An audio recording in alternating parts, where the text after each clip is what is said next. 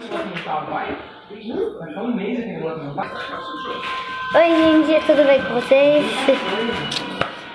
Hoje eu vim gravar um novo vídeo pro canal que é sobre slime. Se você quer ver esse vídeo, vem comigo porque esse é o nosso canal. Gente, pra fazer essa slime que eu vou fazer hoje, vou precisar de um recipiente pra fazer, uma colher, algo pra mexer, água barricada, cola e tempera guache. Gente, não é como corante, é como corante e ele que vai, essa tempera guache que vai dar a consistência pra virar uma slime fluffy. Ó como ficou a minha. Mas eu sem querer esqueci do que a minha experiência tinha feito. E aí eu coloquei um pouco de espuma de BBA.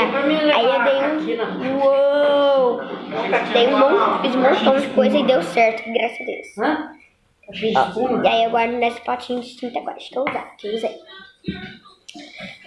E a gente tem que ser a tempera guache, gente. Ó, vocês viram como ficou, né? Aí ela tem que ser da cor que você quiser, mas não pode ser corante, não pode ser nada, tem que ser ela. Vamos lá, a gente vai começar colocando a cola. Não tá saindo, né? Agora eu vou colocar mais.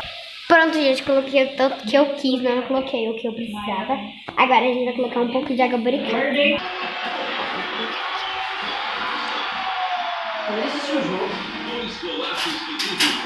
Coloquei um pouquinho. Agora você mexe. Pronto, gente, agora eu vou colocar a tempera agora. Agora, gente, eu vou mexer. Se precisar de mais algum ingrediente, eu coloco. Vamos mexer? Faltou uma gota de água barricada. Ó, gente, como tá ficando. Agora eu vou colocar um pouquinho mais de tinta.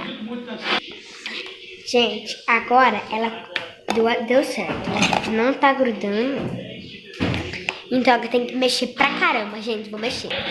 E, gente, fica muito bom a slime. Eu não terminei de fazer ainda, mas daqui a pouco eu termino. Mas fica boa. Tá bom, gente? Tchau, até o próximo.